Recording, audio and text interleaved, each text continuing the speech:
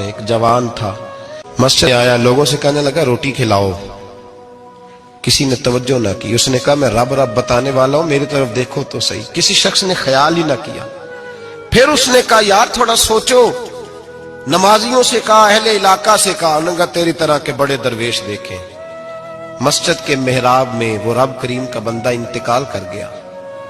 جب فوت ہو گیا نا، لوگوں کا مزاج ہے، بیمار کو دوائی نہیں دیتے، جنازے پہ وقت پہ پہنچ جاتے ہیں۔ جب کوئی گر رہا ہوتا ہے تو سہارا کوئی نہیں دیتا، جب کوئی گر جاتا ہے، ٹانگ ٹوٹ جاتی ہے تو تیمارداری کو زمانہ پہنچ جاتا ہے۔ اور بزرگ، وہ نوجوان اللہ کا نیک بندہ مسجد کے محراب میں فوت ہو گیا۔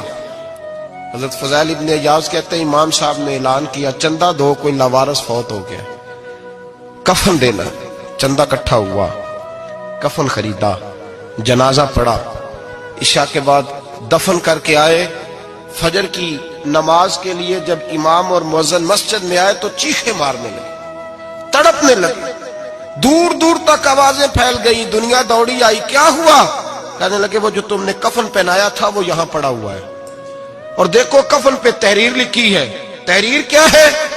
عرش کے مالک نے فرمایا میرے دوست نے روٹی مانگی، تم نے دی نہیں، اس نے تمہیں میرے قریب کرنے کے لیے اپنی طرف توجہ کرائی، تم نے کی نہیں، اور میرا یار تمہارے کفن کا محتاج تھا، سنبھال کے رکھو اپنا کفن، میں نے اسے جنت کا لباس عطا فرما دیا، سنبھال کے رکھو، یہ کوئی لاوارثوں کا ٹولہ ہے۔ اعلیٰ حضرت فاضل بریلوی رحمت اللہ علیہ کے مکان کی دیوار گر گئی، ایک کونا مکان کا، آپ جانتے ہیں پرانی دیواریں چھوٹی ہوتی تھی اور بارشوں میں اکثر گھروں کی دیواریں گری ہوئی ہوتی تھی۔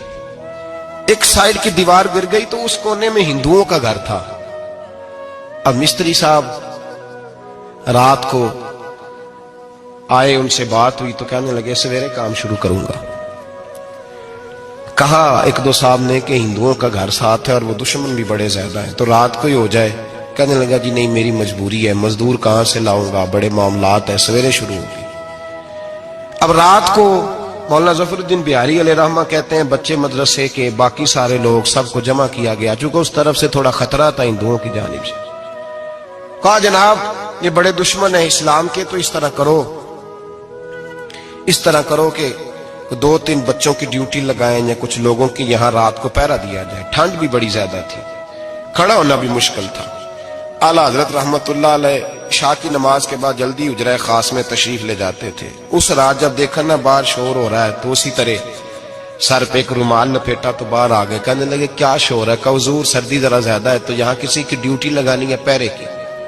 2 منٹ خاموش رہے، پھر فرمانے لگے کوئی ضرورت نہیں، جاؤ سو جاؤ سارے جا کے، کوئی ضرورت نہیں، جاؤ اپنے اپنے گھروں کو، کوئی عادت نہیں، پہنچ جاؤ۔ کہا حضور مہربانی کرے، وہ طے ہونے لگا تھا۔ فرمایا میری وجہ سے کیوں کوئی ساری رات بیدار رہے، جاؤ تمہیں کہا نا آرام کرو۔ لوگ سو گئے۔ صبح فجر کی نماز پڑھ کے اعلیٰ حضرت رحمت اللہ تعالی علیہ جب سیڑھیاں اتر رہے تھے رضا مسجد کی، تو وہ جس ہندو کی جانب سے زیادہ خطرہ تھا وہ سیڑھیوں پہ بیٹھا تھا، مسجد کی سیڑھیوں پہ۔ سب لوگوں کی توجہ ہو گئی، کہنے لگا مولانا میں کلمہ پڑھنے آیا ہوں، مجھے کلمہ پڑھا کے مسلمان کر دو، میں کلمہ پڑھنے آیا ہوں، مسلمان کریں۔ لوگوں کی توجہ، اعلیٰ فرمانے لگے نہیں ابھی تو انتظار کر، تھوڑی دیر کے اچھی طرح سوچ لے، جذباتی فیصلہ نہ کر کہ تو آ رہا ہے۔ یہ کہہ کے جب 2 سیڑھیاں نیچے اترے اس کے پاس سے تو اس نے پیر تھام لیے، کہنے لگا اب ایسے تو نہ کرو، رونے لگا۔ اعلیٰ حضرت رحمت اللہ نے کلمہ پڑھایا، کچھ باتوں کی نصیحت فرمائی، تشریف لے گئے۔ گھیرنے والے گھیر کے بیٹھ گئے، کہنے لگے ہمیں بھی بتا بدلہ کیسے ہے؟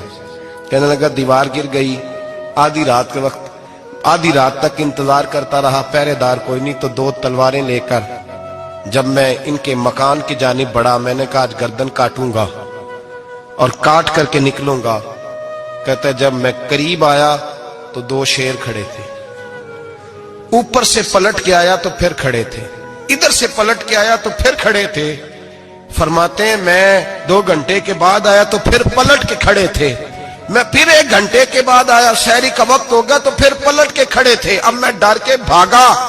کہتے فاضل بریلوی نے اپنی کھڑکی سے منہ باہر نکالا، کہنے لگے اور کتنا تجربہ کرے گا، مجھے تو لاوارث سمجھتا ہے، لاوارث ہوں میں، اور کتنا تجربہ کرے گا، بس کر مان جا۔ میں نے کہا حضور یہ کون ہے، مجھے بتائیے تو صحیح یہ کون ہے؟ تو کہنے لگے میں نے ساری زندگی رسول اللہ کی عظمت کا دفاع کیا ہے، ساری زندگی غوث اعظم کے نعرے لگائے ہیں، ابھی تو یہ مدد صرف غوث پاک جیلانی کی بھیجی ہوئی ہے، ابھی تو غوث اعظم کی بھیجی ہوئی مدد ہے، مولا علی ابھی پیچھے ہیں، دو جہاں کے محبوب ابھی اس سے پیچھے ہیں، وہ تو ابھی پیچھے ہیں، پیچھے کھڑے ہیں کہ ضرورت پڑی تو ہم بھی تیار بیٹھے ہیں۔